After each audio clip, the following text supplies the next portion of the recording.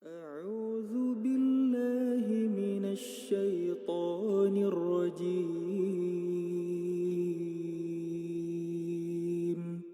الله لا إله إلا هو الحي القيوم لا تأخذه سنة ولا نوم له ما في السماوات وما في الأرض من ذا الذي يشفع عنده إلا بإذنه يعلم ما بين أيديهم وما خلفهم ولا يحيطون بشيء من علمه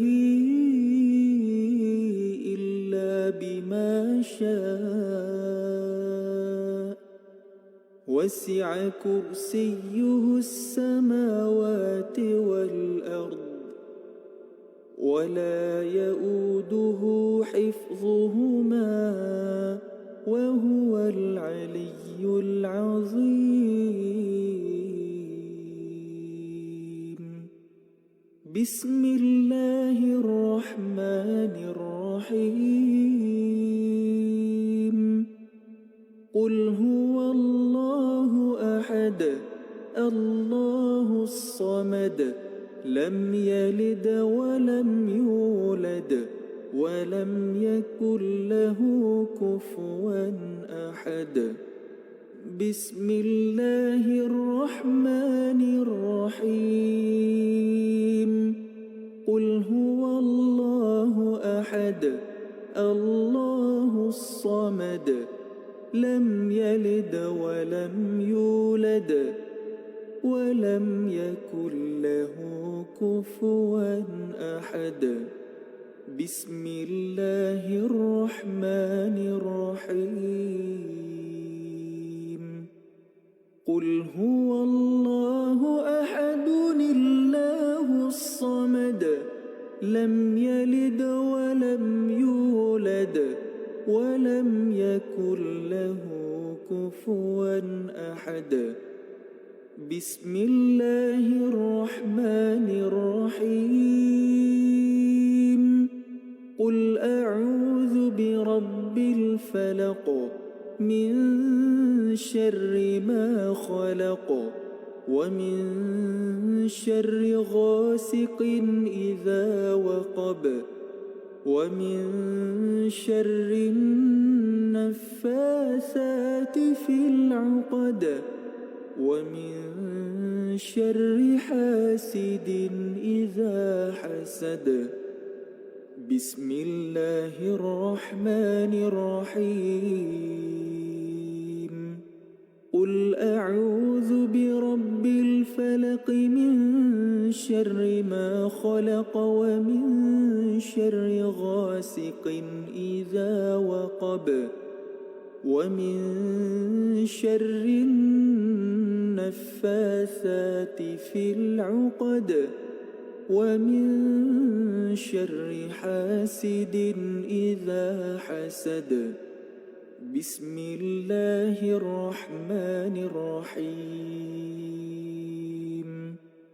قل أعوذ برب الفلق من شر ما خلق ومن شر غاسق إذا وقب ومن شر النفاثات في العقد ومن شر حاسد إذا حسد.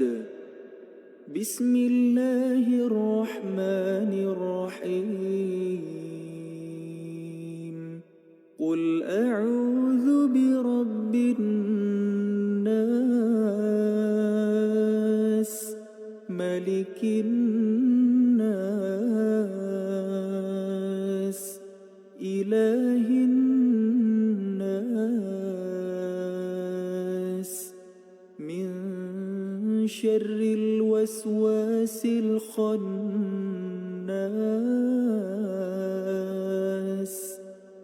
الذي يوسوس في صدور الناس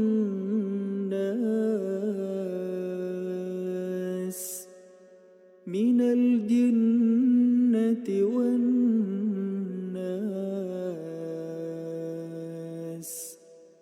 بسم الله الرحمن الرحيم. قل أعوذ برب الناس ملك الناس إله الناس من شر الوسواس الخناس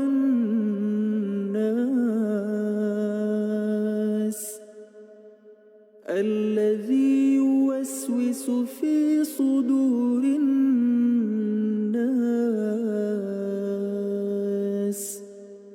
من الجنة والناس.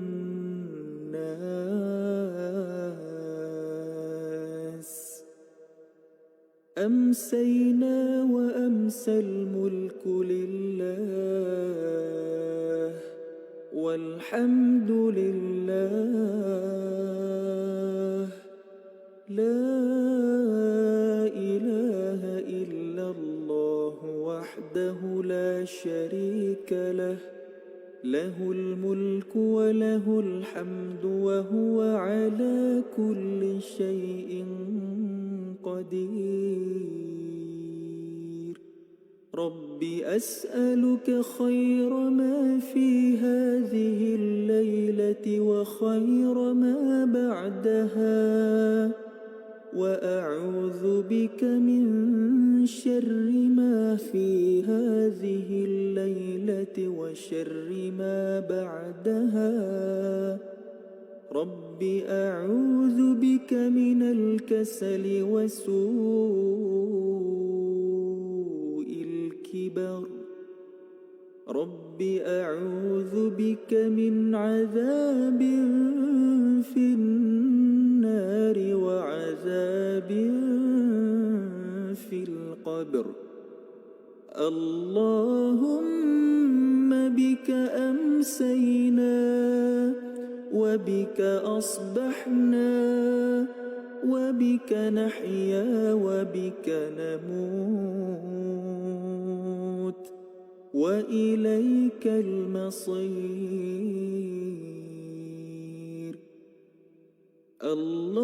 اللهم أنت ربي لا إله إلا أنت خلقتني وأنا عبدك وأنا على عهدك ووعدك ما استطعت. أعوذ بك من شر ما صنعت. أبوء لك بنعمتك علي وأبوء بذنبي فاغفر لي فإنه لا يغفر الذنوب إلا أنت. اللهم عافني في بدني. اللهم عافني في سمعي. اللهم عافني في بصري. لا إله إلا أنت. اللهم إني أعوذ بك من الكفر والفقر وأعوذ بك من عذاب القبر. لا إله إلا أنت.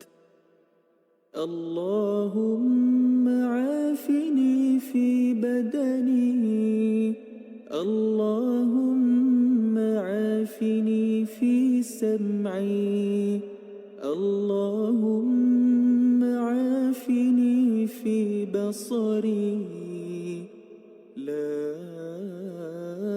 إله إلا أنت اللهم إني أعوذ بك من الكفر والفقر وأعوذ بك من عذاب القبر لا إله إلا أنت اللهم عافني في بدني اللهم عافني في سمعي اللهم عافني في بصري لا إله إلا أنت اللهم إني أعوذ بك من الكفر والفقر وأعوذ بك من عذاب القبر لا إله إلا أنت اللهم إني أسألك العفو والعافية في الدنيا والآخرة اللهم إني أسألك العفو والعافية في ديني ودنياي وأهلي ومالي اللهم استر عوراتي وآمن روعاتي اللهم احفظني من بين يدي ومن خلفي وعن يميني وعن شمالي ومن فوقي وأعوذ بك بعظمتك أن أغتال من تحتي اللهم عالم الغيب والشهادة فاطر السماوات والأرض رب كل شيء ومليكه أشهد أن لا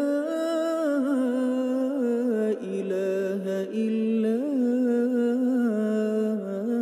أنت أعوذ بك من شر نفسي ومن شر الشيطان وشركه وأن أقترف على نفسي سوءا أو أجره إلى مسلم بسم الله الذي لا يضر مع اسمه شيء في الأرض ولا في السماء وهو السميع العليم بسم الله الذي لا يضر مع اسمه شيء في الأرض ولا في السماء وهو السميع العليم بسم الله الذي لا يضر مع اسمه شيء في الأرض ولا في السماء وهو السميع العليم رضيت بالله ربا وبالإسلام دينا وبمحمد صلى الله عليه وسلم نبيا رضيت بالله ربا وبالإسلام دينا وبمحمد صلى الله عليه وسلم نبيا رضيت بالله ربا وبالإسلام دينا وبمحمد صلى الله عليه وسلم نبيا يا حي يا قيوم برحمتك أستغيث أصلح لي شأني كله ولا تكلني إلى نفسي طرفة عين أمسينا على فطرة الإسلام وعلى كلمة الإخلاص وعلى دين نبينا محمد صلى الله عليه وسلم وعلى ملة أبينا إبراهيم حنيفا مسلما وما كان من المشركين لا إله إلا الله وحده لا شريك له له الملك وله الحمد وهو على كل شيء قدير.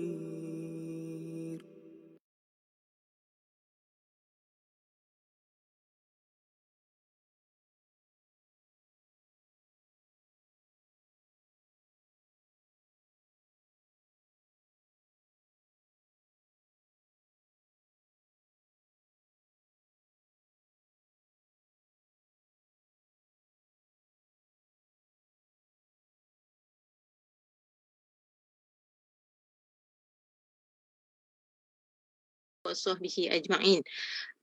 Assalamualaikum warahmatullahi wabarakatuh. Sidang penonton, tuan-tuan dan puan-puan yang menonton program Jumaah with Ladies pada malam ini. Apa khabar semua? Okay, so saya bagi pihak penganjur mendoakan agar anda semua berada dalam keadaan sihat sejahtera, sihat walafiat, okey. Terutamanya di bulan Syawal ini kan, maklumlah kita ada banyak jamuan-jamuan majlis-majlis hari raya kan, tak kira siang ataupun malam, tak kira di waktu pejabat ataupun di hujung minggu, apapun tuan-tuan dan puan-puan, kita perlu jaga kesihatan insya-Allah. Kan kita makan raya makan jugalah kan. Okey, tetapi kesihatan tetap perlu diutamakan. Okey, terutama dalam tempoh wabak COVID masih lagi orang kata menjadi satu cabaran kehidupan kita pada masa ini kan. Okey, so kita perlu jaga kesihatan lah. Okey, insya-Allah kan. Okey, tuan-tuan dan puan-puan, malam ini kita akan bersama-sama dengan panel yang kita jemput khas. Okey, orang kata sangat prominent lah, okey, di dalam USIM dan juga di Malaysia sebenarnya, alhamdulillah. Okey, dan sebelum itu saya nak maklumkan pada anda semua bahawa program ini adalah anjuran Pusat Islam USIM, okey, Universiti Sains Islam Malaysia, dan bersinergi bekerjasama dengan Kelab Kaki Tangan Wanita USIM, siswi adik-beradik Pusat Islam di bawah Sekretariat Pusat Islam, Rakan Siswa Yadim dan Sekretariat Pendakwah Muda Malaysia, juga Biro Pemerkasaan Wanita dan Keluarga Masjid Datuk Kelana Petra Putra Nilai. ataupun dikenali sebagai Biru Balqis. Jadi alhamdulillah tuan-tuan dan puan-puan, kita dapat bersinergi bersama-samalah dalam program pada malam ini, alhamdulillah. Jadi untuk memulakan slot kita pada malam ini, marilah kita sama-sama memulakannya dengan membaca Ummul Kitab Al-Fatihah.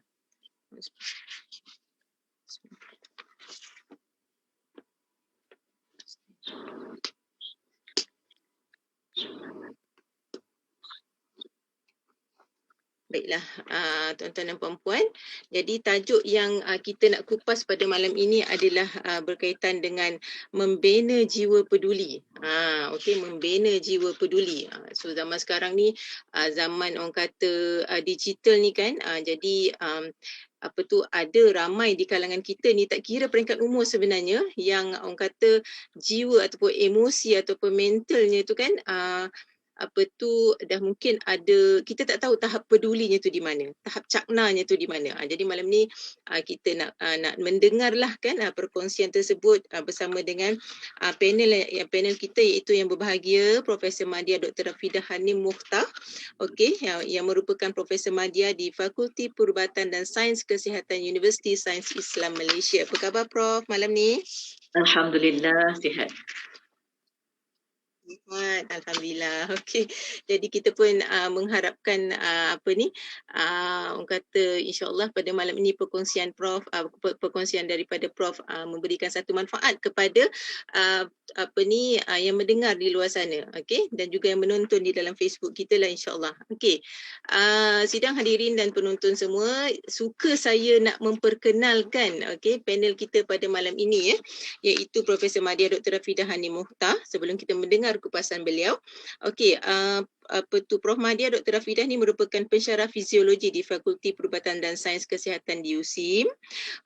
Dan beliau juga merupakan Presiden International Women's Alliance for Family Institution and Quality Education atau WAFIQ. So bukan calang-calang orang ni tuan-tuan dan puan-puan Dan beliau juga merupakan pengerusi bersama Malaysian Alliance of Civil Social Society Organizations in the Universal Periodic Review Process, atau MAXA. Naib Presiden Ikatan Pengamal Perubatan dan Kesihatan Muslim Malaysia, IMEDIC. So saya selalu ni dengar perkongsian daripada IMEDIC ni, Prof. Okey. Dan selain pada itu, beliau juga adalah panel dalam membangunkan modul orientasi seksual dan isu identiti jantina di bawah JAKIM kan, dan banyak lagi orang kata pengalaman-pengalaman beliau di peringkat USIM sendiri. Prof merupakan mantan pengarah sebelum ni di Pusat Libat Sama Masyarakat dan Jaringan Industri, dan beliau juga pernah mengasaskan Akademi Penyelidikan LGBT di USIM dan kini merupakan ahli Majlis Wanita Yadi kan, dan banyaklah Prof terlibat dalam isu-isu kemasyarakatan, kesihatan dan seumpamanya. Jadi tuan-tuan dan puan-puan, kita sangat bertuah kerana dapat bersama-sama dengan Prof Madya Dr. Rafidah Hanim Mukhtar pada malam ini. Terima kasih Prof kerana sudi bersama-sama dengan kami dalam slot pada malam ini insya-Allah ya. Jadi sidang penonton sekalian, kita tak nak buang masa dah, okey. So kita ingin mendengar kupasan yang berbahagia Prof bagaimana nak membina jiwa peduli ni di kalangan kita sendiri, okey, dalam diri kita ni, bagaimana kita nak membina jiwa peduli, okey. Jadi untuk tempoh masa 1 jam ni Prof, okey, saya bagi pihak penganjur mempersilakan Prof untuk mengupas tajuk kita pada hari ini. Silakan Prof. Bismillahirrahmanirrahim. Alhamdulillah rabbil alamin wassalatu wassalamu ala asyrafil anbiya wal mursalin sayyidina Muhammad wa ala alihi washabihi ajma'in. Pertamanya saya ucapkan terima kasih kepada pihak Pusat Islam dan juga pengerusi moderator majlisnya, Pak Nur Hazrin, bersama jurubahasa kita Saudari Awatif dan warga kerja Pusat Islam lah yang menyediakan slot ini ya untuk saya orang kata memperkatakan perkara yang dekat dengan hati saya lah. Dan kebetulan juga kami baru je tamat peperiksaan anak-anak murid saya tahun 2. Jadi just nice lah, dah submit markah, dah umum lulus dan sebagainya. Malam ni kita khaskan untuk bincang tentang bagaimana kita orang kata apa boleh berbuat sesuatu lebih daripada kita kata pekerjaan ataupun jawatan hakiki kita kan, insyaAllah. Dan terima kasih jugalah kepada Puan Nur Hazrin memperkenalkan saya dengan apa orang kata perkenalan yang saya dengar pun saya pun gerun juga ya, takut sebenarnya terlalu banyak kan, tak tahu sama ada saya boleh orang kata apa melunaskan harapan melalui NGO itulah ya. Kita cuba, tetapi saya amat berhasrat bahawa ramai lagi yang menceburkan diri dalam bidang kesukarelawanan walaupun kita penjawat awam ya. Saya rasa tidak ada kontradiksi di situ ya, insyaAllah. Pertama sekali saya nak buka dulu pengisian saya ni dengan kata-kata Rasulullah SAW yang sentiasa menjadi orang kata apa meniupkan semangat dan memperbetulkan balik niat kita bila kita cakna akan sesuatu isu dalam masyarakat ni kan. Dari Abu Hurairah radhiyallahu anhu, Nabi SAW bersabda, barang siapa yang melepaskan satu kesusahan seorang mukmin, pasti Allah akan melepaskan darinya satu kesusahannya di hari kiamat nanti. Barang siapa yang menjadikan mudah urusan orang lain, pasti Allah akan memudahkannya di dunia dan di akhirat. Barang siapa yang menutupi aib seorang Muslim, pasti Allah akan menutupi aibnya di dunia dan di akhirat. Allah sentiasa menolong hambanya selama hambanya itu suka menolong saudaranya. Hadis riwayat Muslim. Dalam satu lagi hadis, apabila Rasulullah SAW ditanya oleh sahabat beliau, ya Rasulullah, siapakah manusia yang paling dicintai oleh Allah SWT? Maka Rasulullah menjawab, manusia yang paling dicintai Allah adalah manusia yang paling banyak bermanfaat dan berguna pada manusia yang lain. Sedangkan perbuatan yang paling dicintai Allah adalah dengan memberikan kegembiraan pada orang lain, atau menghapuskan kesusahan orang lain, atau melunasi hutang orang yang tidak mampu untuk membayarnya, atau memberi makan kepada orang yang lapar.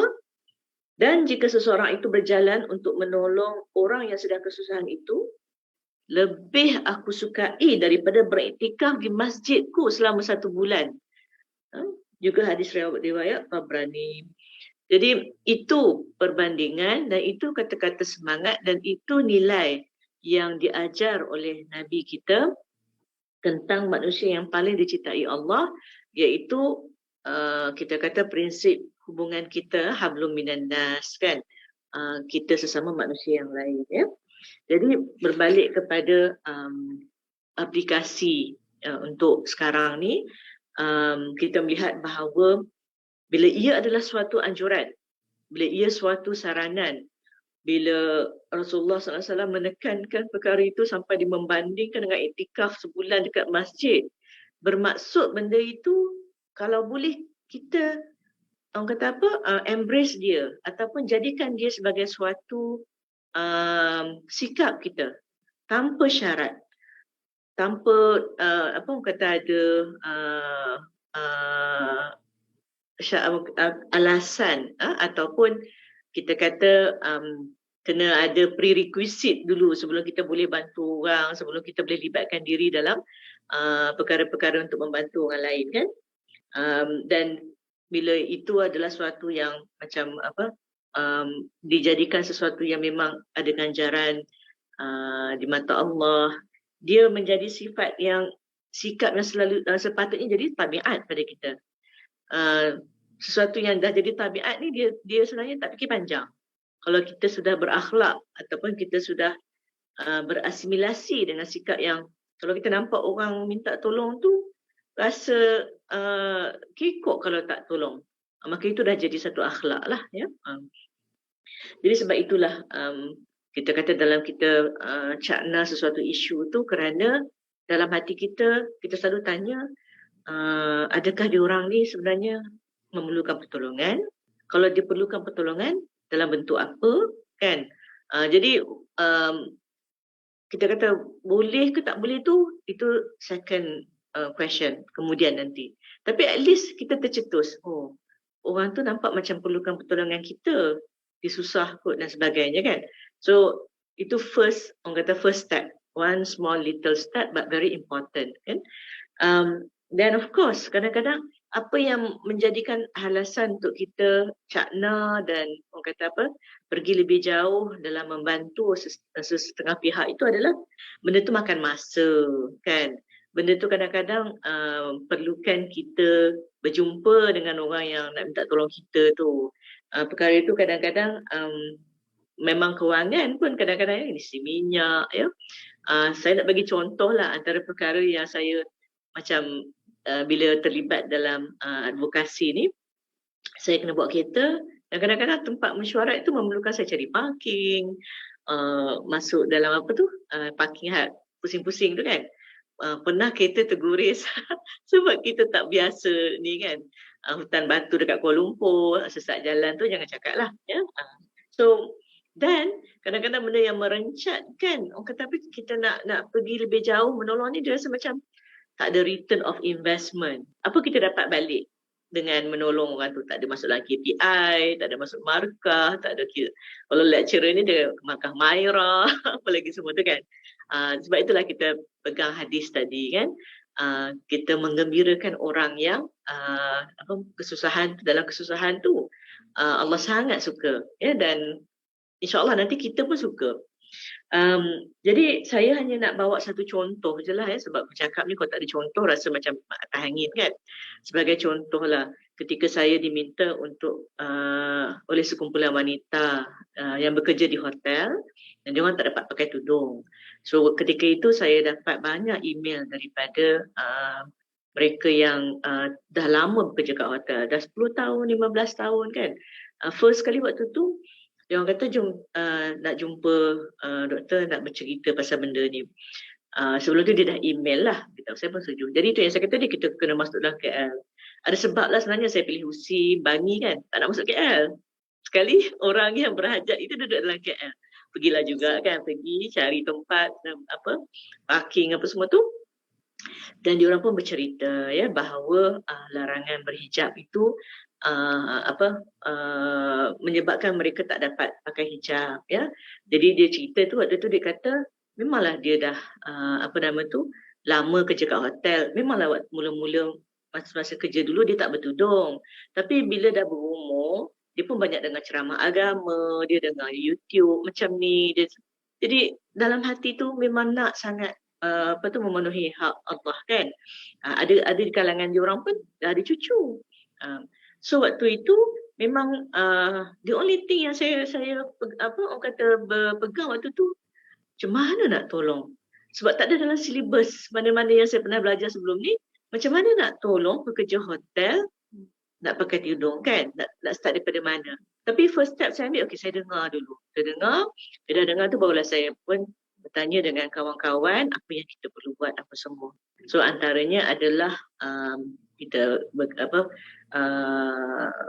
kolaborasi dengan NGO yang lebih besar lah. Macam waktu tu Uni MLC ni satu pertubuhan pekerja kan, sama macam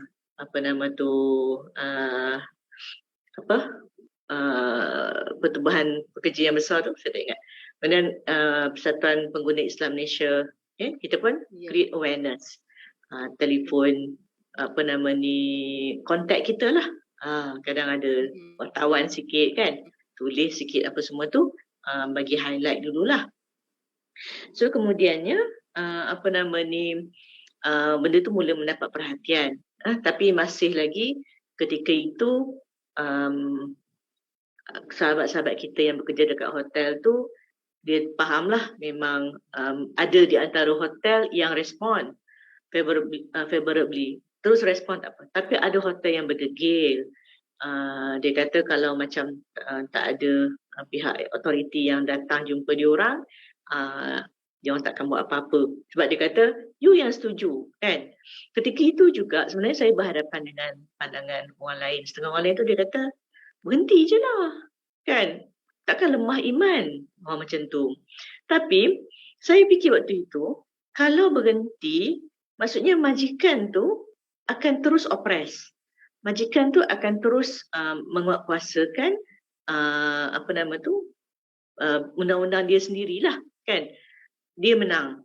So yang pekerja 10-15 tahun tu berhenti dan hilang pencen. Diorang pun ada skim pencen dan skim menamatkan perkhidmatan, kan? And then saya kata Malaysia pun waktu tu dah ada banyak kursus perhotelan. Kalau semua hotel mengekalkan prinsip yang sama, macam mana anak-anak kita yang pakai tudung, yang graduan kursus perhotelan, kulineri semua, kan? So secara sistematiknya akan dihalang daripada masuk. Jadi dia bukan soal iman kuat tak kuat, tapi soal keadilan. Soal orang minta tolong kat kita. Soal mereka nak minta agar itulah skill yang mereka ada, dan mereka kata pakai tudung tak menghalang pun. Ada yang orang kata room service, ada yang bahagian dapur, ada yang bahagian banquet dan sebagainya, kan. So waktu itulah saya fikir, maknanya saya mohon dekat Allah, ya Allah, Allah tunjukkanlah saya macam mana cara nak menyelesaikan masalah ni. Dan bila kita mula-mula rasa macam tak tahu jalan macam mana, kan. Tapi tiap-tiap pagi bila saya pakai tudung, saya terfikir saudara-saudara kita ni yang dia kalau dia sampai hotel dia kena sangkut tudung dia macam saya punya ni, kan, macam kita sangkut kot ni, dia sangkut tudung dia. Nak balik besok baru dia pakai balik, kan. Nak pulang petang tu kita rasa runtun hati every time tengok cermin. So benda itulah jadi orang kata penolak untuk saya berusaha, kan. So lepas benda tu apa yang saya buat adalah sebab dengan kita punya networking lah sebagai seorang pensyarah, ada kawan-kawan apa semua tu, kita try lah minta appointment dengan Kementerian Tenaga dan Sumber Manusia. Kita bawa jumpa Menteri Agama ketika itu, kan, Hulu Kilir apa semua tu lah. And tak ada benda pun, saya jadi jurucakap je. Tak ada apa yang ni, kan. Tapi bila orang tengok, maknanya sampai pensyarah universiti ambil berat. Saya ingat waktu tu sektor kerajaan pun waktu tu dia pun rasa macam okey, dia pun mendengar, ya. Jadi kita jadi amplifier je. So sahabat-sahabat perempuan yang tu kadang-kadang diorang hanya dia tak dapat nak keluar, dan sebenarnya dia pun takut nak ke depan sebab takut majikan nampak dia yang report. Dan selama ni semua dia buat memang senyap-senyap lah. Kita sorok muka dia sebab kita nak win-win situation. Kalau macam dia dianggap sebagai melanggar tata tertib, dan dengan mudah kes tu habislah, maknanya majikan tu kita cuba tu. Dan akhirnya dengan izin Allah, bila kita dah sampai saya pergi ke Putrajaya, saya minta JTK, dia Tangkuasa Tenaga Kerja bahagian Putrajaya waktu tu, saya kata pergi ke hotel tersebut, cakap sendiri apa semua, kan. So dia sendiri pergi and jumpa, and then barulah hotel punya manager ataupun owner tu tahu bahawa this is serious. Jadi dia pun mungkin tak nak lah kita lebih bawa lebih ke atas, kan. So dia orang pun akhirnya setelah 5-6 bulan tu saya dapat email daripada pekerja hotel tu kata alhamdulillah dia orang dah dibenarkan untuk pakai tudung, kan. Dan hotel yang satu yang kita selesaikan masalah tu about 100 wanita, 100 pekerja yang mendapat manfaat daripada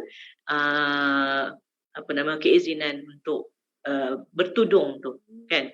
So waktu itulah kita tengok kegembiraan dia, dan kita pun boleh rasa kegembiraan kita, kan. Tadi Rasulullah SAW kata, kan, barang siapa yang menggembirakan saudara-saudara kita, lebih Allah suka daripada orang yang beriktikaf dekat masjid, kan. Because kita pun tahulah kewajipan untuk aurat, dan tak ada siapa pun kalau yang beriman ni dia nak terus-menerus langgar perintah Allah, kan. So itulah maksud kita cakna, dan kita cuba buat sesuatu yang boleh menyelesaikan masalah mereka, ya. Dan saya rasa kalau macam semua orang katakan, adakah saya kena ada kelulusan sekian-sekian untuk cakna ni? Tak ada. Cakna ni adalah satu sifat yang siapa pun boleh untuk ni. Macam waktu saya ni dah terjah je. Saya kata saya tak tahu pun step satu sampai siapa nak jumpa kan. Tapi from one tu bila bersembang, ada orang bagi idea. Oh jumpa orang ni, okey kita jumpa. Lepas tu bila sembang kata, oh pergi macam ni okey kita pergi pula kan. So Allah mudahkan sampai kita berjaya untuk ni lah. Itu satu kisah lah yang saya rasa kita boleh untuk orang kata hidup dengan beramal dengan apa yang Rasulullah dah pesan pada kita, dan di samping itu kita menggembirakan saudara-saudara semuslim kita, dan banyak lagi sebenarnya isu lain yang memerlukan kita turun padang. Kalau nak ikutkan semua orang kata tak payahlah, patutnya yang ini serahkan je pada menteri, serahkan je pada Kementerian Wanita, serahkan je pada kementerian ni kan. Tapi kita rasa macam kadang-kadang dia perlukan amplifier, orang yang menguatkan suara mereka kan, untuk ni. So insyaAllah lah itu yang saya boleh kongsi untuk bahagian pertama ni, tentang masalah Catna dan bagaimana kita boleh menggembirakan hati saudara-saudara kita, dan sebenarnya Allah akan tolong. Saya selalu kata macam tu, orang kata Allah tunjukkanlah jalan, macam mana nak tolong orang. Nak tolong orang tu pun minta Allah tunjukkan jalan supaya kita boleh membantu dengan dia secara efektif. Okey Prof. So tuan-tuan dan puan-puan, kita saya pasti anda semua jelas tadi kan, berdasarkan hadis yang Prof kongsikan tadi tu, kita dapat garap bahawa Allah suka lebih kepada orang yang memberikan pertolongan kepada orang lain, kan, compare dengan kita duduk dekat dalam masjid dan sebagainya. So menawarkan bantuan kepada orang lain tu, orang kata dia bukan apa kan Prof, sebab bila kita ada jiwa kasih sayang atau dalam orang kata dalam jiwa peduli itu, maknanya kita ada rasa concern dengan orang lain, take care, kasih sayang dan sebagainya. Jadi bila kita tengok orang lain susah, kita bantu kan. So daripada kisah Prof tadi, saya dapat orang kata intipati lah yang mungkin juga tuan-tuan dan puan-puan boleh dapat maknanya dekat sini bila Prof share case tu tadi kan, pertama sekali Prof, kita kena dengar, betul tak kan? So kita perlu dengar apakah masalahnya kan, apakah isu yang berlaku, okey. Dan yang kedua, kita perlu tanya furthermore lah, maknanya kan lebih lagi apa situasinya, okey, bagaimana ia bermula, apakah yang berlaku, apakah cabarannya, apakah dugaannya, dan apakah tindakan yang telah dibuat dan sebagainya kan. So kita nak tahu, nak explore lebih lah tentang isu tu kan. Okay, yang ketiga yang saya dapat tadi ialah kita sendiri bertindak lah kan, sebab individu-individu yang mengadu tadi tu dia macam dia nak minta bantuan kita. Jadi mungkin juga kelebihan yang ada pada Prof. So dan juga in general kita ni kan tuan-tuan dan puan-puan, kita tengok apa pula kelebihan yang ada pada diri kita untuk membolehkan kita bantu mereka ni kan. Jadi macam Prof tadi tu connected dengan beberapa pihak NGO, dengan kementerian, kerajaan dan sebagainya untuk membolehkan isu tadi tu diselesaikan dengan baik dan lancar lah, alhamdulillah kan. Jadi di situ tuan-tuan dan puan-puan, kita pada saya daripada apa yang Prof kongsikan tadi tu kan, kita nampak ada 3 step ni kan untuk kita membantu orang lain lah sekadar yang kita mampu. Jadi dengar tu penting. Kan dengar tu penting dan bertanya lebih apakah yang berlaku, situasinya dan sebagainya, dan bertindaklah mengikut keupayaan dan kemampuan yang kita adalah untuk menyokong ataupun untuk memberi bantuan kepada mereka yang memerlukan. Betul Prof macam tu? Betul. Kesimpulan yang saya dapatlah kan pada perkongsian Prof kan, insya-Allah. Dan Prof, okey, kalau kita lihatlah kan sebab tajuk kita malam ni membina jiwa peduli kan, Catna, peduli, sensitif kan. Okey, so di zaman sekarang ni kan, cabaran utama kita adalah sekarang ni zaman orang kata milenial ataupun digital kan, yang mana setiap daripada individu ini tidak mengira peringkat umur, daripada anak-anak kecil, remaja, dewasa macam kita dan sebagainya kan, sangat orang kata occupied dengan media sosial ataupun dengan apa dipanggil tu, dengan smartphone, dengan gadget dan sebagainya, apatah lagi dengan media sosial kan, sebab internet semua ada di orang kata on your fingertip sahaja kan. Jadi kadang-kadang kita dapati bahawa sama ada di pelbagai peringkat umur ni tadi kurang orang kata jiwa peduli tu Prof, kan? So kurang jiwa peduli. Mereka lebih tertumpu kepada medsos ataupun dia panggil tu gadget ni tadi, kan? Sehingga kan mungkin ada keperluan-keperluan lain, bantuan-bantuan lain. Contoh yang paling dekat, orang kata contohnya macam ibu ayah minta tolong dengan anak, kan? Ataupun kawan rakan-rakan minta tolong dengan kawan baik dia lah, misal katakan nak minta bantuan apa-apa. Jadi oleh kerana terlalu tertumpu kepada gadget ni tadi, jiwa peduli tu tak cakna. Maknanya dia tak cakna yang orang sebelah dia tu memerlukan bantuan dan sebagainya. Jadi macam mana kita nak didik ataupun memberi kesedaran kepada orang kata golongan-golongan ini untuk orang kata membina jiwa peduli itu, Prof? Silakan. Okey. Itulah saya nampak benda ni perubahan zaman, kan? Era di mana era milenial dan kita kata anak-anak yang lahir selepas wujudnya smartphone, ya, handphone semua ni, satunya dia ada lambakan maklumat, ya. Dalam handphone dia terlalu banyak maklumat menyebabkan diorang jadi ada short attention span ataupun daya tumpuan yang pendek, tak macam waktu kita dulu, sebab kita susah nak mendapatkan sesuatu maklumat tersebut, kita sabar sikit lah, ya? Kemudian mereka ada instant gratification, maknanya semua nak cepat, kan? Kalau boleh nak cepat.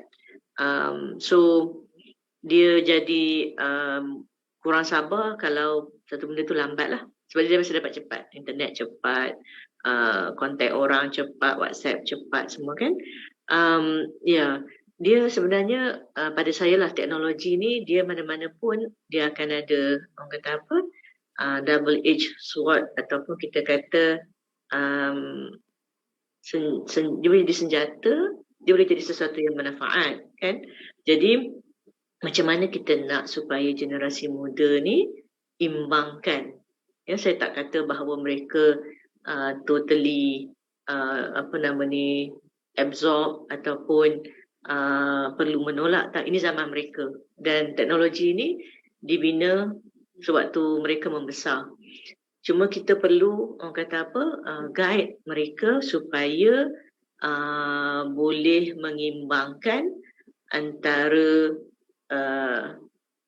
penggunaan teknologi dan addicted to the technology, kan? Dan pada anak-anak sebenarnya saya belajar benda ni banyak daripada ibu bapa muda, sebab dia orang memang sangat kita kata ambil risau, dia sangat risau tentang anak-anak yang kecil ni, kan, expose sampai ada pasangan muda, ya, yang beritahu saya, dia kata diorang kalau balik rumah ada satu tempat untuk diorang letakkan phone, diorang akan pastikan anak-anak diorang tak tengok diorang pegang phone, which is good. Saya rasa kadang-kadang ibu bapa muda ni dia lebih melengkapkan diri dia dengan orang kata cara supaya anak-anak kecil ni tak nampak ibu bapa ni asyik dengan handphone, kan? Itu satu yang ni. Dan kita juga sebenarnya kena perbanyakkan banyak ataupun distract anak-anak muda kita ni dengan aktiviti yang tidak memerlukan mereka tengok handphone lah, kan?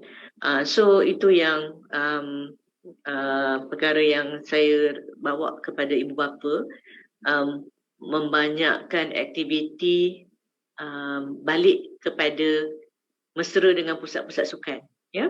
Sebab sebelum kita pergi kepada nak jawab tentang macam mana diorang nak cakna ke tidak sebab diorang tu, kan, so first kita kena bina rutin kepada anak-anak kita.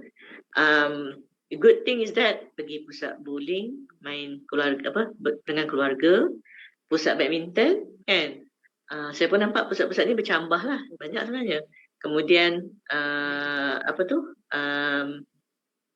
Allah, malam ni lah lupa segala sukan apa futsal.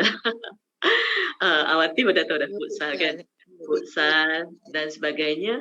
Kita memang kena melakukan aktiviti keluarga dan sama jugalah apa nama tu, anak-anak muda, pelajar kita pun kita galakkan mereka untuk buat program apa ni yang menyebabkan mereka banyak kena bersosial dengan orang lain. Dia bukan saja pasal phone ni, tapi saya rasa masalah adalah phone tu menyebabkan mereka tak keluar bersosial. So kita kena bagi mereka jalan untuk mereka keluar bersosial, so that you know they put their phones away for the time being. Dan teknologi dia sebenarnya benda ni pun saya apa orang kata lakukan. Kita menggunakan teknologi, tapi dalam masa yang sama teknologi itu tidak menyebabkan kita addicted kan. Contoh ya, bagaimana supaya anak-anak kita keluar bersosial so that dia jumpa orang ataupun dia berinteraksi dengan sihat kan. Satu perkara yang saya rasa ramai orang suka buat sekarang adalah virtual running kan.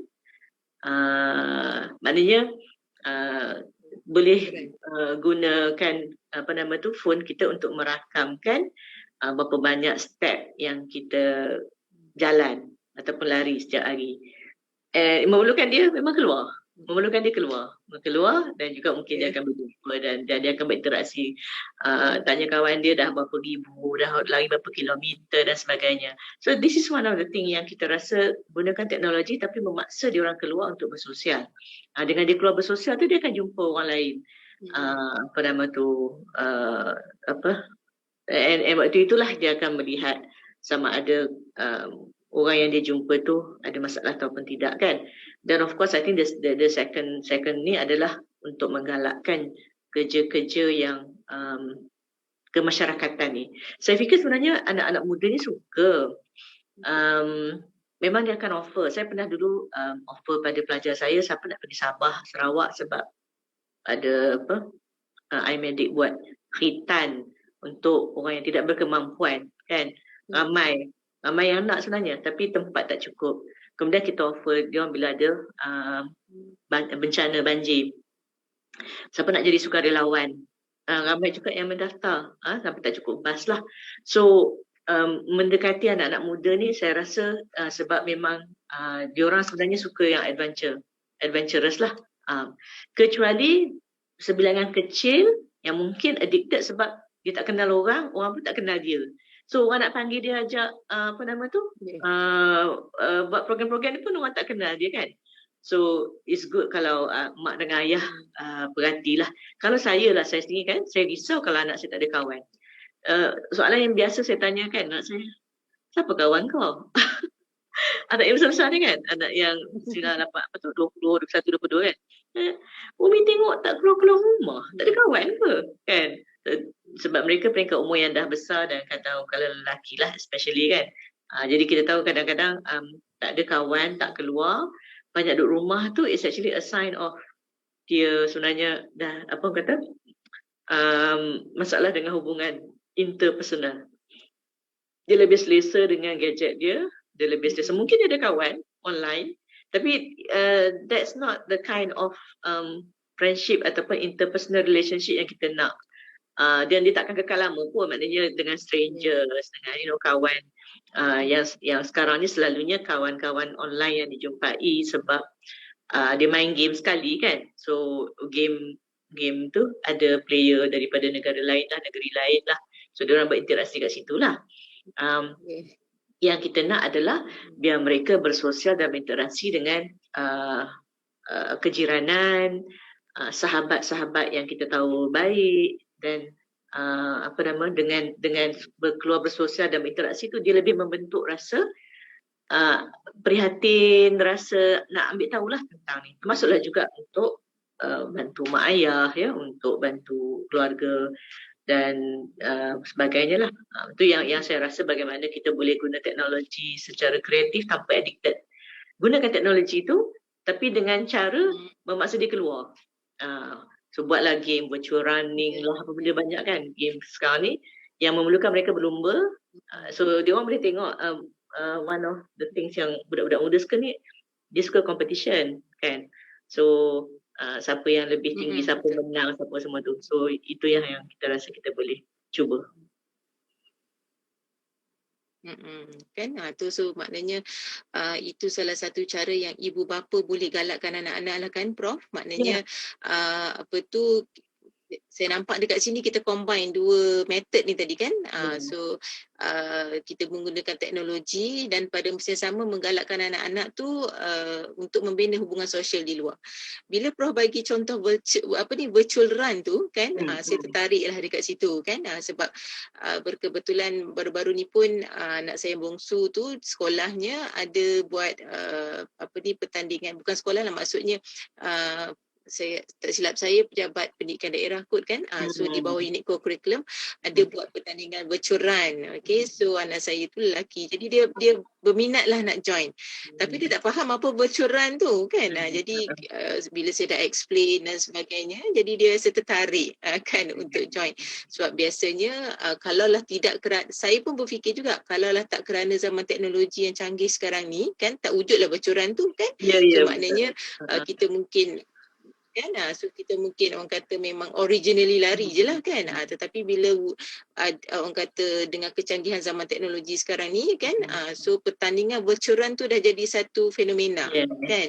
So gabungan teknologi dan juga orang kata kita menggunakan tenaga kita di luar untuk bersenam lah, untuk berlari itulah kan, dan pada masa yang sama ambil gambar tu sebagai buktinya kan, dan berlari. Dan pada masa yang sama yes kan, kan kalau yang mana ada apa tu smartwatch dan sebagainya tu, okey, check dekat situ berapa kilometer, berapa langkah kita dah berlari dan sebagainya. Jadi itu kecanggihan teknologi yang mungkin membantu untuk anak-anak kita ni kata mengadakan hubungan sosial dengan masyarakat di luar lah, sambil berlari, sambil bersembang, sambil lihat alam sekeliling dan sebagainya, tegur makcik di taman tu yang orang kata yang berlari dan sebagainya juga bersenam kan. Okay, so itu satu perkara yang bagus lah. Saya waktu Prof, saya nak tanya tu, waktu saya sendiri waktu mula start virtual run, mula-mula saya dengar je tahu orang virtual run lah. Bila saya start virtual run tu, itulah first time saya explore Putrajaya sehabis-habisnya. Sebab saya tak tahu pun banyak tempat yang menarik yang boleh berjalan tanpa letih kan. Nanti saya tahu, oh ya Allah, dah lama ada banyak taman-taman ni, ruginya. So saya ingat itu antara cara di mana kita still kena bawa handphone, still dia kena speak dengan Garmin ke Google Fit ke, tapi kita physically akan memaksa diri kita untuk lebih sihat, insyaAllah.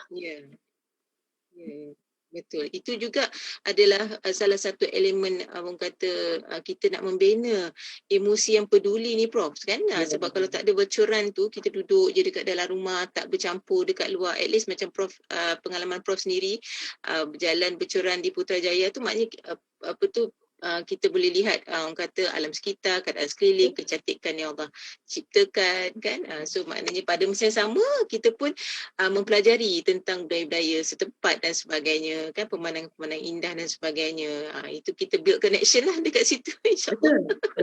Kan Prof? Okay. So Prof, actually saya nak tanya juga pengalaman pandangan dan pengalaman Prof sendiri lah kan, berkecimpung dalam banyak persatuan-persatuan dan NGO, khususnya dalam orang kata professional helping ni lah kan, kalau boleh dikatakan begitulah kan. Jadi pada orang kata pengalaman Prof dan pandangan Prof, bagaimanakah bagaimanakah keadaan generasi-generasi muda di luar sana yang selalu terlibat dalam dalam perkara-perkara membantu ni, sebab Prof pun terlibat dalam banyak persatuan NGO ni kan. So bagaimana Prof melihat lingkungan anak-anak muda kita ni kan terlibat dalam kerja-kerja membantu ni? Kita nak tengok dari segi dia punya orang kata kepedulian dia tu. Bagaimana Prof? Apa pandangan Prof?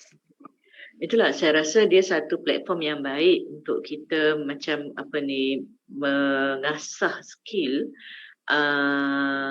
kendiri kan kepada anak-anak muda kita. Dan kita buka peluang macam katalah bila kita ada bencana alam itu kan, banjir besar dekat area Kajang, dekat Bentong apa semua tu, dan waktu itu memang saya ingat for the first time untuk tahun ni memang saya sendiri tak larat dah kan waktu tu. A few years back kalau banjir dekat Kelantan, dekat Raub, Pahang, kita naik lah. Tapi bila kita pun akui bahawa tenaga kita, kudrat kita pun makin lama makin ni, waktu itu kita memang buka pintu seluas-luasnya kepada tenaga-tenaga muda. Cuma kadang-kadang mereka perlu di-guide lah, dibantulah oleh yang lebih senior ni, apa kemungkinan yang akan mereka berhadapan kan. Macam contoh kita kata jenis-jenis bantuan yang sesuai. So kadang-kadang macam anak-anak muda kita ni kita biar dia kita panggil team building, dia ada sifat kepimpinan, dia ada kebolehan untuk merancang, dan satu je, kita kena izinkan dia buat salah. Dia memang akan buat salah sebab dia baru, dia apa semua ni kan. So pada kita yang macam monitor dan juga kita kata facilitate lah, kerja kita selalunya kalau macam hak senior macam saya ni call lah, call doktor dekat sana hak menunggu, call pihak yang dekat sana, klinik-klinik kesihatan apa semua tu, untuk facilitate. Tetapi yang bergerak batang tubuhnya anak-anak muda ni. So they will actually plan dengan buat kita kata group, dan dia fikirkanlah apa yang perlu. Sebab saya rasa kita bukan cakap pasal soal orang yang dah berkejaya ataupun mereka yang memang khusus di bidang itu. Kesukarelawanan ni sebenarnya banyak kena kena fikir logik, sense, dan juga menggunakan apa yang sedia ada untuk bantu. Jadi macam mula-mula tu orang kata mendapatkan tenaga, and then of course mana nak cari bekalan ubat, mana nak cari orang kata alat-alat mencuci rumah sebab banjir, adakah dia orang perlukan selimut. Kadang saya panggil anak-anak muda datang ke rumah, kerja dia orang apa, pack barang-barang bantuan. You nak apa, pampers, ubat sedikit, selimut, lampin dan sebagainya. Pada mereka yang kadang tenaga-tenaga muda ni ramai je yang ada anak kecil apa semua kan. So dia tak boleh pergi tapi tak apa, dia akan tolong packing dan semua itulah. So kadang-kadang dia yang bagi cadangan. Jadi ada orang yang kita kata meninjau dulu tempat yang nak diberikan pertolongan ni, apa yang dia boleh bagi tahu orang yang nak menyediakan ni. Ada benda berlebih, ada benda yang tak diperlukan. Macam dulu kita kata bila banjir, waktu itulah you nak bagi Maggi kena cari air bersih kan. Rumah rendam, elektrik putus kan. So kita kata okey, makanan ni tak boleh.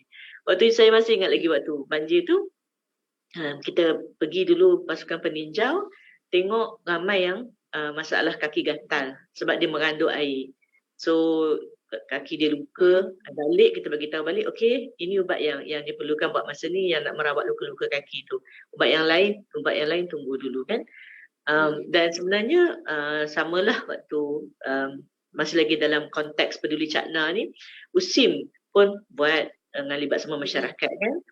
So waktu tu kita buat kita pergi ke Banten sebab pasca tsunami kan. So kita tengok waktu itu dia orang perlukan telaga, dia nama telaga tapi sebenarnya tangki air lah, tangki air bersih.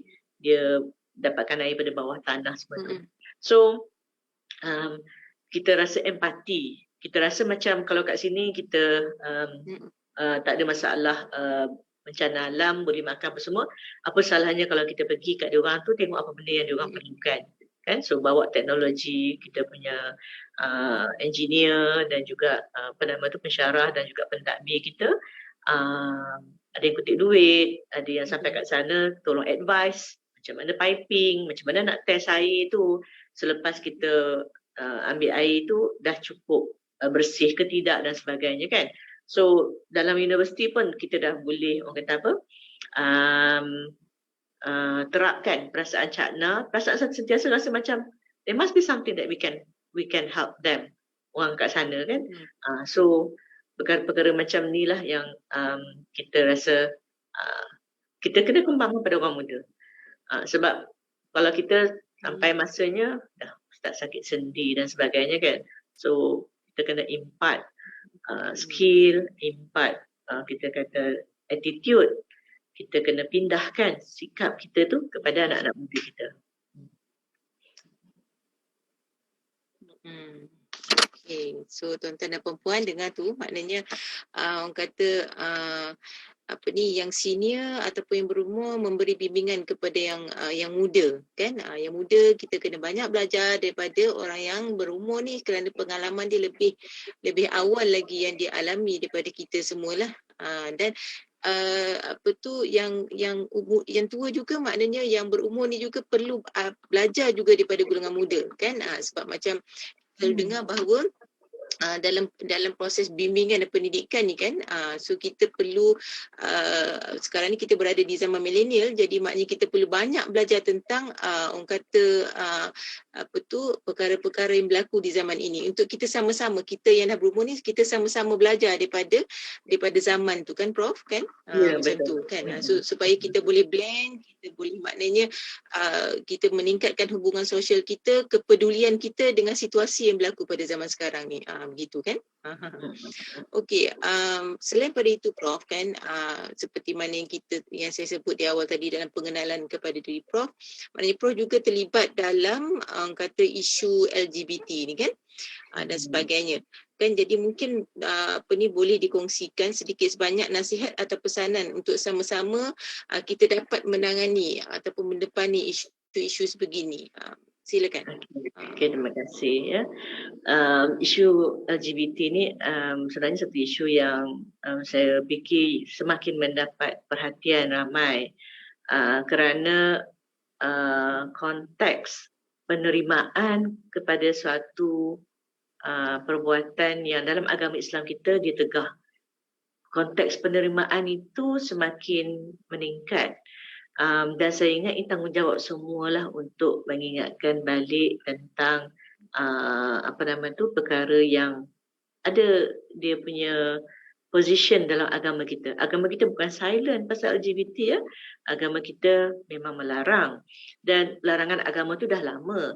Jadi sebab itulah kadang-kadang apabila saya berhadapan dengan pihak yang menyokong LGBT ni, saya katakan pada mereka bahawa posisi agama dah lama.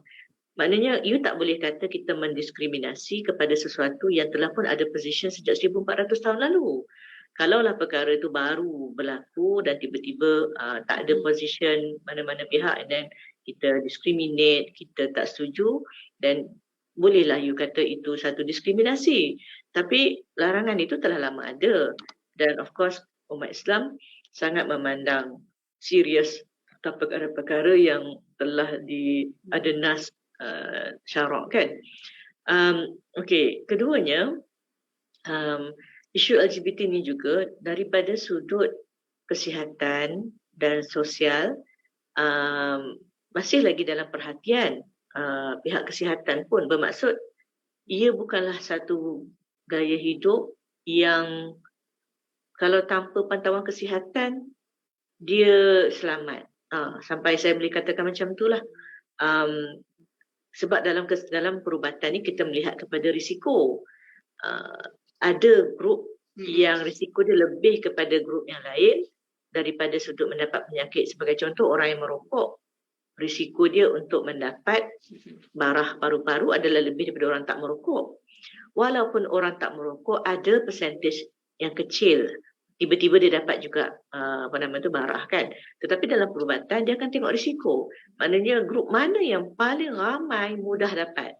So itu yang kita nak katakan, dalam larangan agama itu terdapat kepentingan perubatan sebenarnya yang sampai sekarang LGBT terutamanya gay, bisexual dan transgender dipantau di setiap negara akan kes HIV dia sampai sekarang di setiap negara. walaupun negara-negara yang kaya, dia boleh mengawal peribadkan HIV sebab dia bagi ubat hanya untuk suppress virus itulah. Tapi macam mana dengan negara-negara yang kurang kaya? Bukankah larangan agama itu menjadi satu kita kata strategi pencegahan yang baik sebab dia murah, dia orang kata tidak memerlukan kos yang banyak.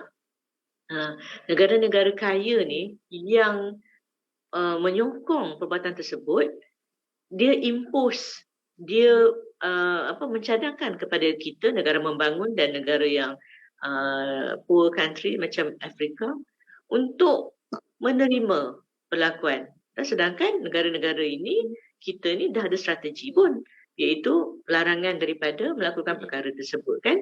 So daripada sudut itulah saya melihat kepentingan untuk semua orang cakna tentang isu ni, terutama ibu bapa kan, bagaimana untuk instill ajaran-ajaran agama, terutama dalam kecelaruan gender lah. Apabila ada orang yang merasakan dia terperangkap dalam badan yang salah dan tindakan yang salah dan sebagainya, kajian banyak menunjukkan bahawa dia ada kait rapat dengan parenting issue keibubapaan.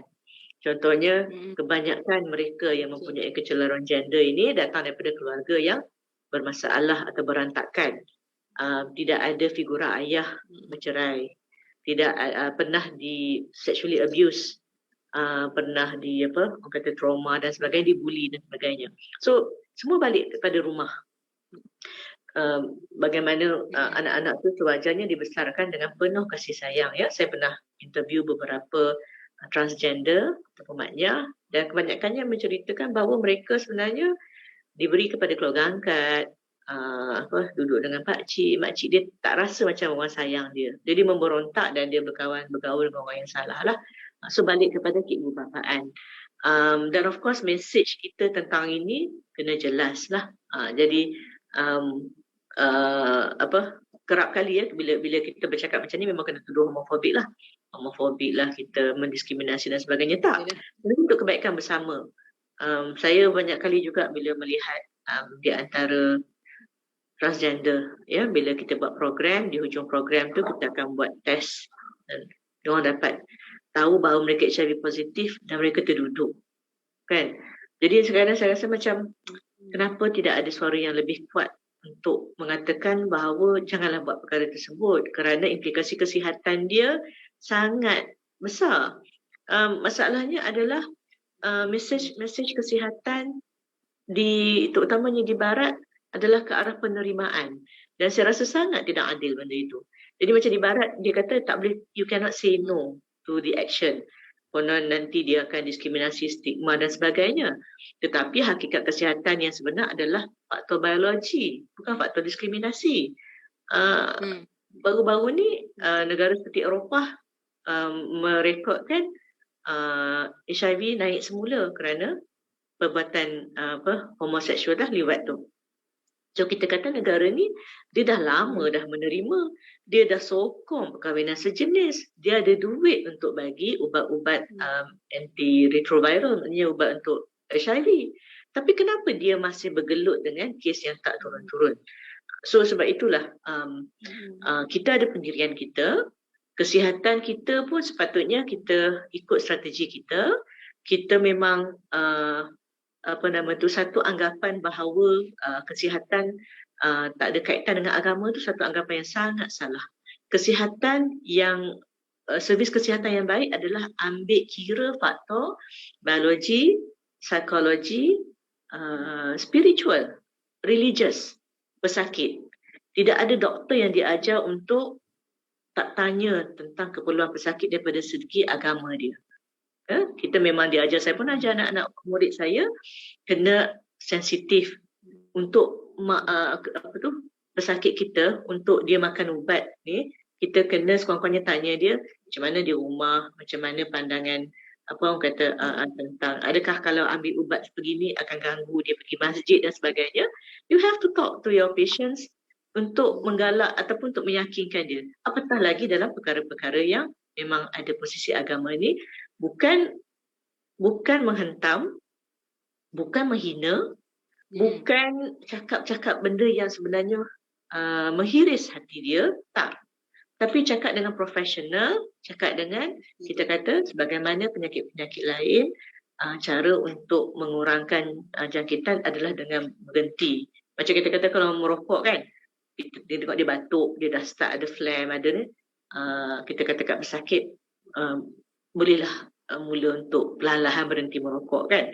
So sama juga dengan perkara-perkara lain seperti homoseksualiti, liwat dan sebagainya, bukan sahaja dia ditegak agama tetapi sebenarnya kita nak kebaikan anda supaya tak mudah dijangkiti. That is the message of perubatan yang sebenar. Ya, so kita akan berlawan lah sebab ada setengah orang kata tak dicampur agama. Agama tak dicampur dengan perubatan. Tak benar. Tak benar ya. Itu tak benar. Okay. Saya tertarik dengan poin yang Prof sebut di pertengahan tadi berkaitan dengan isu ni, yang mana antara salah satu sebab ataupun mungkin punca yang boleh kita katakan punca lah kan Prof, berlakunya isu-isu LGBT, transgender dan sebagainya ni adalah daripada rumah kan, yang mana mungkin dia ada kaitan dengan isu-isu keibubapaan tadilah dari segi bagaimana ibu bapa mendidik, membimbing, melayan anak-anak, berkomunikasi dengan anak-anak kan, bagaimana interaksi sosial, hubungan sosial parents dengan anak-anak tu yang menyebabkan berlakunya isu-isu sebegini. Jadi apa pesanan Prof dan nasihat Prof kepada ibu bapa muda ni kan, ibu bapa muda yang mana anak-anak mereka baru orang kata di peringkat umur kecil lagi kan, untuk ibu bapa ni ada sifat peduli terhadap terhadap kekeluargaan lah, terhadap isu anak-anak ke, terhadap permasalahan yang berlaku dalam rumah tangga supaya dia tidak efek kepada anak-anak tu in the long run, maknanya dalam kehidupan anak-anak in the future tu. Apa pesanan Prof? Sebab begini Prof, saya sendiri sebagai kaunselor kan, ada juga mengendalikan orang kata kes LGBT ni Prof kan, gay dan sebagainya. Jadi bila ditelusuri balik, puncanya memang daripada rumah. Kan puncanya memang daripada isu ibu bapa tadi tu kan, masalah rumah tangga, masalah kekeluargaan yang memberi kesan panjang kepada anak-anak ni tadi. Jadi apakah pesanan dan nasihat Prof kepada rakan-rakan ibu bapa kita yang muda ni tadi kan, generasi muda ni kan, dalam membesarkan anak-anak mereka? Betul.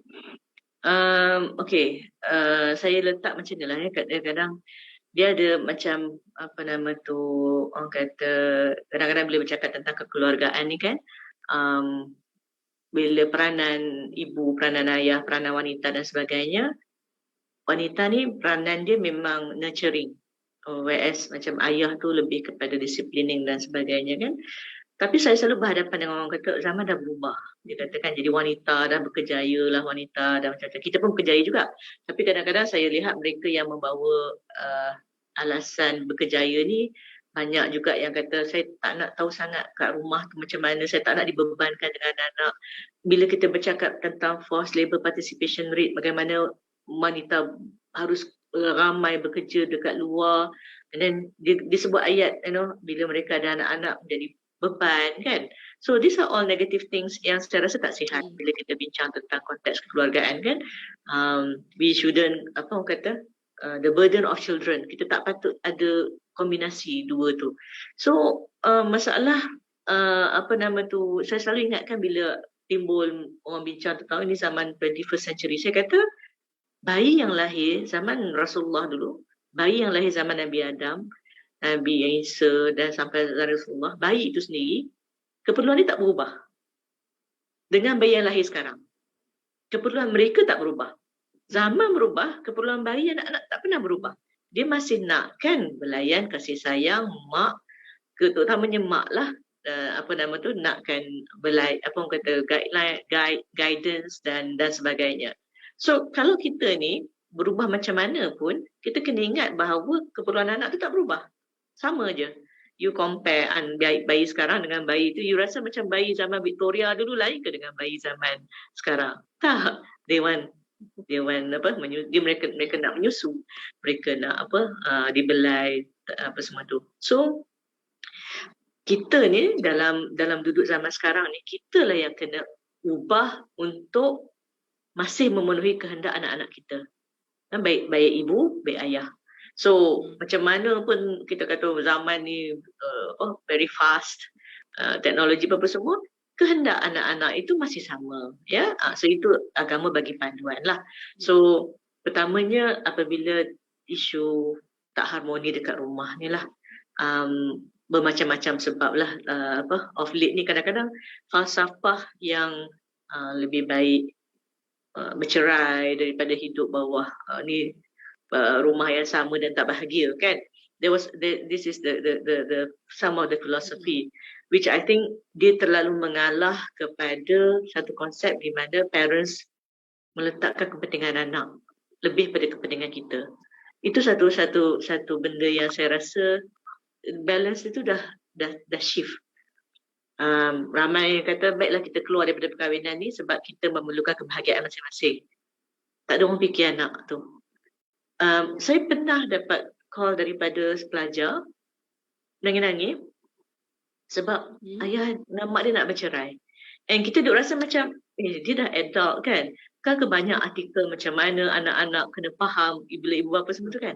No, saya rasa sebagai anak ada benda kat dalam hati dia yang is fitrah yang dia nak, kan, mak dengan ayah dia duduk bawah sama bumbung. And this is why apabila berlaku konflik dalam rumah tangga, kita fikir berikan sedikit consideration untuk anak-anak tu. Yang memang saya ingat memang saya seru kepada semua pasangan-pasangan muda lah untuk tidak orang kata cepat membuat keputusan yang sebenarnya anak-anak yang menjadi mangsa. Sebab macam saya katakanlah, kita fikir dia orang dah besar, dah 20-an, 30-an, but they still feel the pain of parents ni, kan. Dan saya tidak judge. Memang akan ada orang kata yang sahabat-sahabat kita yang kadang bercerai, mungkin tak serasi dan sebagainya. Tapi masalah kita panggil falsafah kekeluargaan yang patutnya menjadi tunjang. Akan ada exceptional. Tapi takut yang falsafahnya ramai yang bercerai, yang exceptionalnya yang intact. Family yang intact jadi bukan minority, yang majority bercerai-berai, which is I think dekat US, dekat barat dah banyak ni, kan. I think I have seen figures like 50%, 55% anak-anak di US tak ada father figure sebab ni, kan. So dia dah macam skew tu sana. So kita tak nak macam tu lah. Kita akan ada kes-kes yang exceptional yang memang tak boleh selamatkan dari rumah tangga, tapi biarlah falsafah rumah tangga yang sebenar meletakkan kepentingan anak tu sebagai satu yang penting untuk ni. So bila dalam isu LGBT pun saya satu tadi macam kalau kita nak meletakkan supaya keharmonian rumah tangga itu menjadi pendinding bagi anak-anak kita, ya. Apa yang orang kata prinsip mak ayah tu kena jelas daripada awal. Jadi kalaulah kata-kata mak ayah pun tak kisah tentang paparan filem LGBT, mak ayah pun tak kisah tentang orang kata dosa dan pahala, anak-anak akan ikut perkara yang samalah, ya. Sebab itu prinsip mak ayah daripada awal untuk mengenalkan apa yang halal, apa yang haram, jadi satu tunjang yang penting, kan. Keduanya, saya sebenarnya suka buat perbandingan bila saya melihat tentang ni dalam Islam ni, sepatutnya tidak ada masalah kecelaruan gender ni kerana Islam dah menggariskan peranan ibu dan ayah yang berbeza, ya. Dan orang kata wanita ada satu bentuk set pemakaian. This is a wanita Muslim pakai tudung apa semua tu, dan lelaki ada dia punya set pakaian dan dia punya set perbuatan, maknanya pergi ke masjid. Sebaiknya kalau ayah bawalah anak-anak lelaki tu pergi masjid berkawan dengan lelaki, dan dia akan nampak perbezaan gender atau perbezaan jantina yang ketara daripada segi kita di rumah pun, ya. Yang kita antara satu lagi faktor yang menyebabkan keluaran jantina tu apabila kadang-kadang ideologi feminism, ya, yang meletakkan bahawa dia orang tak nak ada role wanita di rumah. Dia pandang itu sebagai satu yang negatif. Pada saya kalau saya kadang-kadang wanita nurturing dia, maka dia dekat dengan dapur, dia dekat dengan masak, kan, dia dekat dengan dia, which should be seen as a positive thing. Bukan kata beban ni kan, wanita ni cakap dapur je kan, apa semua tu. So dia jadi macam stereotyping. So in terms of itulah yang parenting issue ni yang kita kena banyak sebarkan lagi kepada pasangan-pasangan muda, that you have to actually ambil Islam as a whole. Beware of ideology yang mengganggu-gugat keharmonian rumah tangga ni pada awal. Macam kita kata tadilah, prinsip tidak ada pemisahan peranan. Kan, sama je lelaki perempuan. Dah dua-dua keluar kerja, balik dua-dua tak nak kisah anak-anak sebab rasa macam dah letih dua-dua. Tidak meletakkan anak sebagai satu aset yang sangat berharga dalam rumah tersebut. Ideologi yang menyamaratakan gender seperti feminism, equality yang tidak berpasakkan pada agama. And of course kita umat Islam, kita ada the role of husband and wife, dan juga ada hierarki dalam bentuk suami itu satu ketua rumah tangga, kan. So it provides stability macam dalam company pun kita akan ada CEO dan orang bawah apa semua tu. Tapi kalau keluarga, dia pun juga mempunyai hierarki dan juga tanggungjawab yang sama yang diberatkan ke atas suami sebagai ketua keluarga, kan, dan ada isteri punya tu. So take Islam as a whole. Kadang-kadang kita tak nak pakai prinsip Islam yang ni. Okay, kita sama tau. I tak payah dengar cakap you as husband. I can go out as I please. Tapi kita pada bentuk kita risau juga anak kita dalam Islam tak kena di sana, tak kena di sini. We don't take Islam as a whole. Kita ambil patchy-patchy. And then kita pun tukar ganti dengan falsafah barat yang sebenarnya Islam dah warning dah. That's not good for your family. Yeah? So, I think inilah message yang saya nak bawa kepada ibu-ibu muda apa semua tu. Ambil falsafah kekeluargaan yang betul daripada sumber Islam. People may say that, itu dah lama tak ikut perkembangan zaman. Tak, saya tak masukkan yang detail-detail. Kadang-kadang ada ceramah yang menyatakan ini Islam, tapi itu sebenarnya tips. Dia bukan prinsip asas Islam pun. Yang itu tolaklah. Kadang-kadang dia kata macam terlalu detail tentang ini tanggungjawab isteri, bukan suami nak sidai kain, apa semua tu kan. Itu memang tips-tips yang kalau dia kata isteri je sidai kain, saya tak setujulah. Isteri je dia tak. Maksud saya yang fundamental tadi, bagaimana ada kita menghormati ketua keluarga, kita mendulukan anak-anak kita dalam banyak hal, dan kita kalau kita nak anak kita memahami Islam, kita kena faham Islam dulu. Sebab itu juga konten-konten pornografi apa semua tu tak patut ada dalam handphone mak ayah, kan. Yang kita duk ikut 18XX, kita boleh sebab 18 tahun ke atas, anak-anak tak boleh. Dalam Islam tak ada pembahagian tu. Whatever your children cannot see, that means you cannot see tu. Yeah. Kan? So this kind of confusing rulings are actually endangering our family. And it provide double standard. Dan anak-anak pun kata, mak ayah boleh tengok, kita orang tak boleh tengok. Kan? So itulah yang saya dapat kongsikan malam ni. So maknanya Prof, kita dapat dekat sini kepimpinan melalui teladan, begitu kan? So maknanya apa yang ibu bapa buat, apa yang ibu bapa orang kata amalkan dekat rumah tu sentiasa diobserve oleh anak-anak, dan itu jugalah especially anak-anak kecil kan, dia berlaku peringkat orang kata di sudut mentalinya tu, dia sudut kognitifnya tu berlaku proses pengecaman, kan, daripada pengecaman apa yang ibu bapa buat di rumah, daripada situ dia absorb. Dan anak-anak ni seperti mana yang kita tahu, anak-anak kecil lah especially, dia tak tahu kan mana yang betul, mana yang salah, mana yang bahaya, mana yang tidak. Jadi dia mudah untuk ikut, begitu kan. Jadi maknanya tuan-tuan dan puan-puan, sebagai ibu bapa, terutama yang mempunyai anak-anak yang masih kecil kan, khususnya ibu bapa muda lah maksudnya kat sini. Jadi maknanya kepimpinan melalui teladan tuan-tuan dan puan-puan kan. So di sinilah kita peranan kita sebagai ibu bapa untuk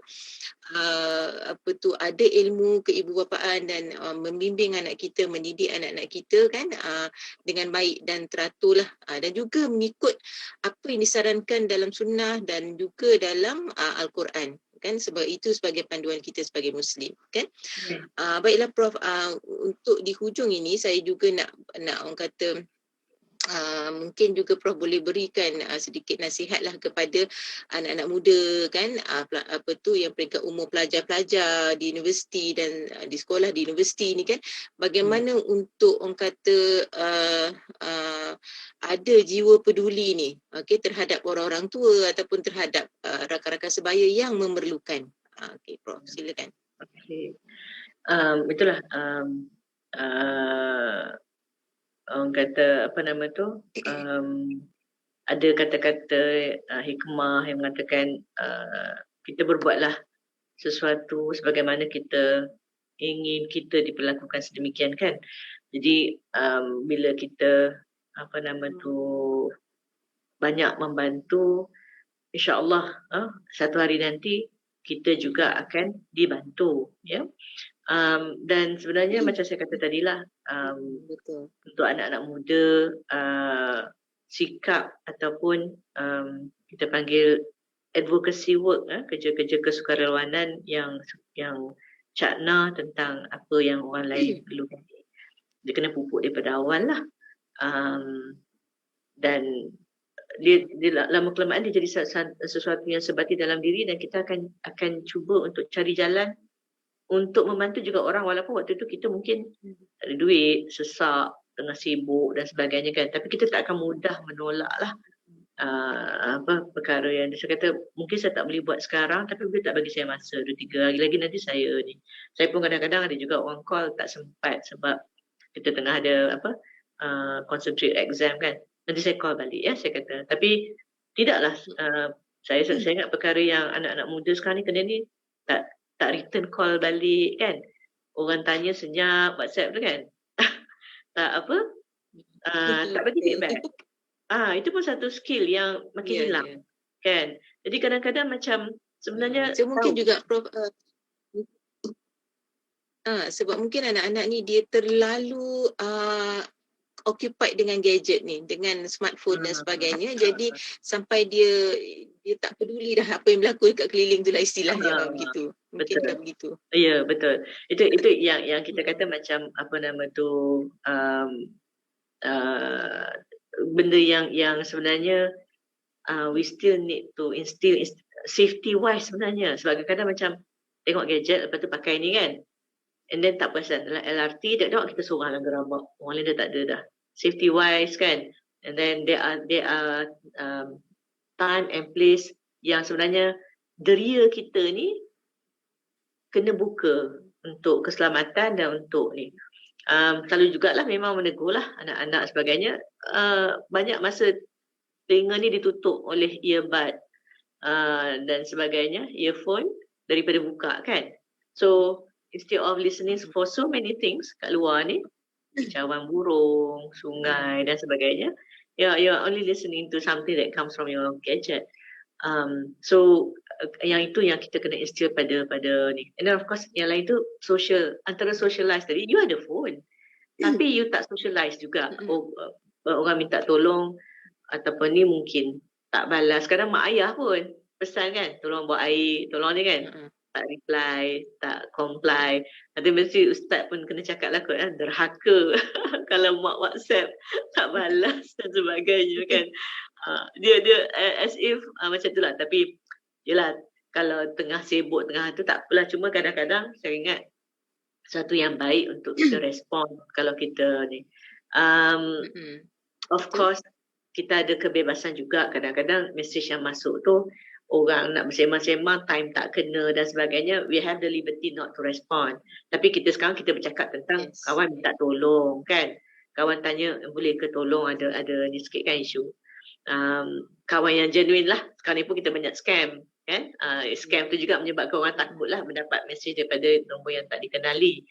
Tapi saya maksudkan dekat sini bahawa bagaimana kalau kita ada genuine friends, genuine keluarga, adik-beradik apa semua, kawan kan yang memang kita kenal, a good habit is actually to return the call. Kalau nampak ada panggilan daripada mereka berulang kali, barangkali mereka ada satu hajat dan sebagainya lah.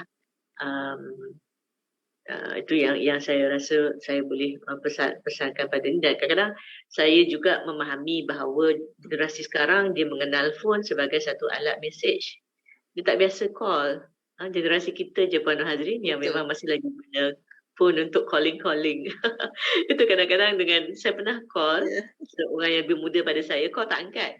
Dan saya mesej, saya nak tanya ni, cepat dia balas. Tu saya kata, okay, dia lebih suka messaging daripada call.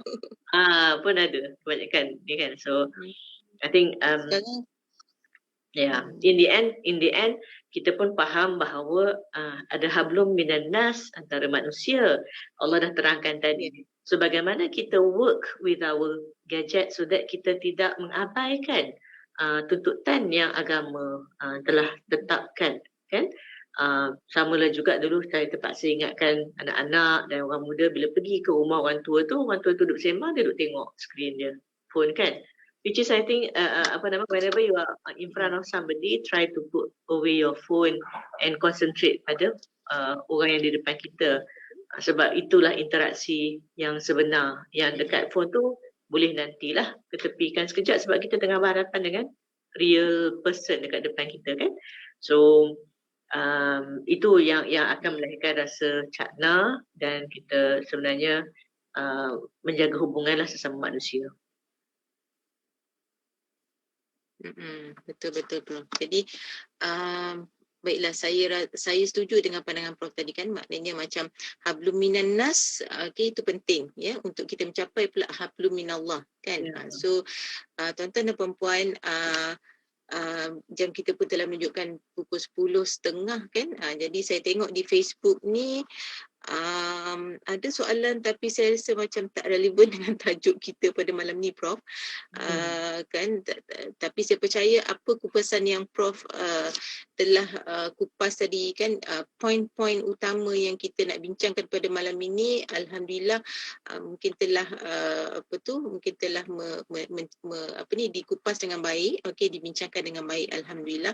Dari sudut orang kata kita telah sentuh tadi tentang orang kata kepedulian, okey, di peringkat anak-anak, di peringkat ibu bapa kan, kepada orang muda, kepada orang dewasa dan orang yang berumur ni lah tadi kan.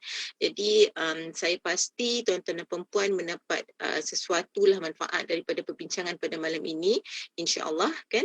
Jadi Prof, saya bagi pihak penganjur Pusat Islam dan rakan-rakan kolaborasi mengucapkan berbanyak terima kasih kepada Prof pada malam ini kerana dapat orang kata berkongsi ilmu, pengalaman, idea even ya, dan pandangan tentang bagaimana untuk membina jiwa peduli ni tuan-tuan dan puan-puan kan. So kami mengucapkan berbanyak terima kasih kepada Profesor Madya Dr. Rafidah Hanim atas perkongsian sangat bermanfaat dan sangat membimbing juga pada kita semua. Alhamdulillah, terima kasih Prof. Dan kepada tuan-tuan dan puan-puan, khususnya kepada staf-staf dan pelajar-pelajar USIM sekalian, jadi kita minta untuk isikan link borang yang kehadiran yang dikongsikan dalam Facebook Pusat Islam, okey, kerana ia akan direkodkan dalam sistem kehadiran di peringkat USIM ya. Dan kepada tuan-tuan dan puan-puan, sama ada warga USIM atau di luar USIM yang dapat bersama-sama menonton ataupun bersama dengan kita pada malam ini, okey, kami ucapkan berbanyak terima kasih ya. Syukran jazilan kerana dapat orang kata bersama-sama dengan kita, dapat sesuatu ilmu, okey, dapat sesuatu perspektif mungkin boleh membuka perspektif yang lebih luas kepada tuan-tuan dan puan-puan pada malam ini, insya-Allah, berkaitan dengan tajuk membina peduli ini. Dan ingatlah tuan-tuan dan puan-puan, apa yang kita dapat daripada tajuk ini ialah, pertama, bagaimana kita nak membina jiwa peduli itu adalah kita perlu fahami isu ataupun situasi yang kita berdepan itu, ya. Dan kita perlu buka segala deria kita, terutama deria mendengar kita, kan. Bagaimana apa kita perlu faham perkara itu, kita perlu faham isu itu, dan kita perlu mendengar dengan responsif, tuan-tuan dan puan-puan. Yang ketiga, kita perlu menjadi seorang yang empati dan understanding dengan sesuatu isu, dengan sesuatu perkara yang datang kepada kita tu, kan. Dan yang keempat, atas dasar kemampuan dan keupayaan yang kita ada, bertindaklah, berikanlah bantuan. Okay? So bila kita nak beri bantuan ni, maknanya di situ kita menunjukkan sikap kepedulian kita terhadap sesiapa yang memerlukan lah, kan. Dan dalam kita nak bertindak tu tadi, kita perlu laksanakan dan aplikasikan apa juga asas-asas apa dipanggil prinsip asas Islam yang telah disebutkan dalam Al-Quran dan As-Sunnah, sebagai panduan untuk kita supaya kita tidak bertindak di luar batasan dan di luar syariah, insya-Allah, ya. Jadi tuan-tuan dan puan-puan, ini menunjukkan kita mempunyai kecerdasan emosi yang sebenarnya, kan Prof, kan. Kecerdasan emosi atau emotional intelligence yang tinggilah, dalam dalam kita orang kata nak ada sikap peduli ini, begitu. Kalau boleh saya simpulkan begitulah, insya-Allah, ya. Jadi tuan-tuan dan puan-puan, kita mengucapkan terima kasih sekali lagi kepada yang berbahagia Profesor Mahdia Dr. Rafidah Hani Mukhtar sebagai panel kita pada malam ini, dan kepada jurubahasa isyarat kita Saudari Awatif juga diucapkan terima kasih. Dan kepada semua yang bersama-sama dengan kami pada malam ini, kita ucapkan sekali lagi terima kasih dan tahniah kerana dapat meluangkan masa bersama-sama dengan program Pusat Islam pada malam ini. Alhamdulillah. Jadi sehingga di sini saja kita tutup program kita ini dengan membaca tasbih kafarah dan surah Al-Asr.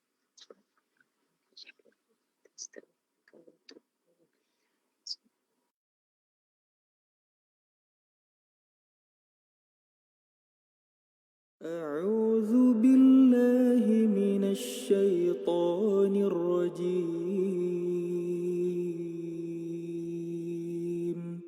الله لا إله إلا هو الحي القيوم لا تأخذه سنة ولا نوم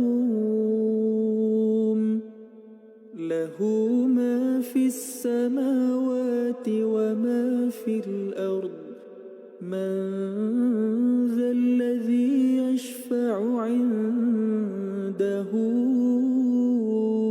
إلا بإذنه يعلم ما بين أيديهم